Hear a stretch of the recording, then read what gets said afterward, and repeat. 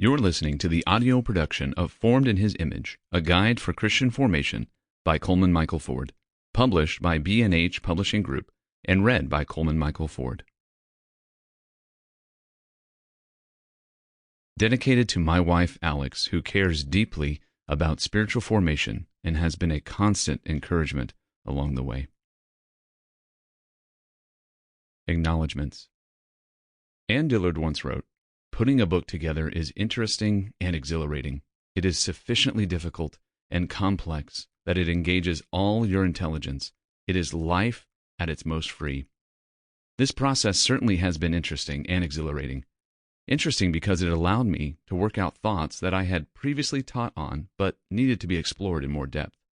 Exhilarating because it allowed me to rework those thoughts as if coming back to a painting once thought complete. And I'm not assuming it's perfect by any means. It has been free because it has allowed me to connect different spiritual, emotional, and experiential life dots to a common theme. Difficult and complex because of the constant feeling of not knowing what to keep and what to throw out in the writing process, which is why we should love our editors. The freedom of writing is only so because it depends on many people to make it happen. In that way, I have numerous people to thank. I must first thank Taylor Combs and then Mary Wiley for allowing me the opportunity to work on this book with B&H. They took a chance on someone who had previously only written the occasional academic piece to engage a wider audience and his thoughts on spiritual formation. This was the first component of experiencing life at its most free. Along the way, many friends and colleagues provided insight and edits to my work.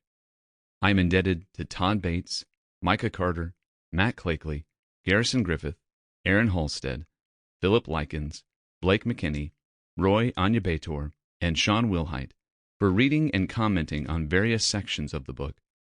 Thank you to my colleagues and friends at Texas Baptist College and Southwestern Baptist Theological Seminary for the opportunity to teach on these topics and work through them in my personal development and writing.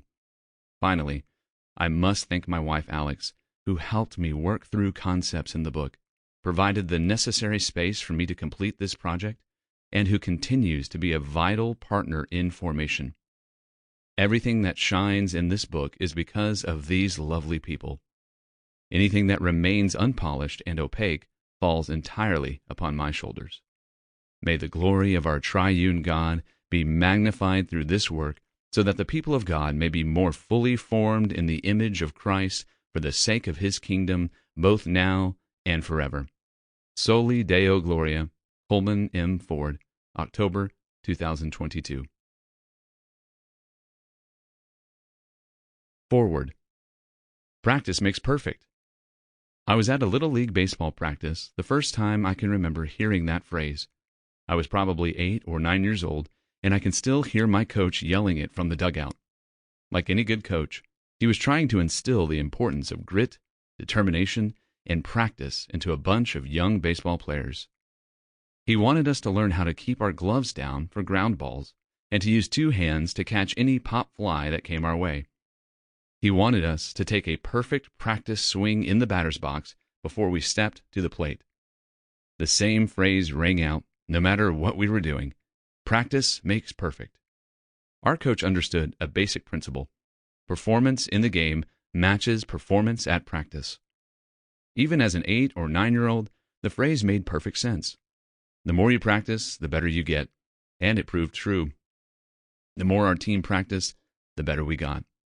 The problem is, none of us ever became perfect, and the expectation of perfection can sometimes become overwhelming and discouraging. Every now and then, a grounder would sneak below our gloves, a pop fly would bounce out of our gloves, and we would strike out, despite how many perfect practice swings we had taken. Why should we keep practicing something if we are never going to perfect it? Over the course of time, many of us became too discouraged to continue. We were never going to be good enough. No matter how much we practice, we would never be perfect. Sometimes I wonder if Christians have a practice makes perfect mentality in their spiritual disciplines. We start every year with an annual Bible reading plan, convinced we will not miss a single day. We plan rhythms. Sample complete. Ready to continue?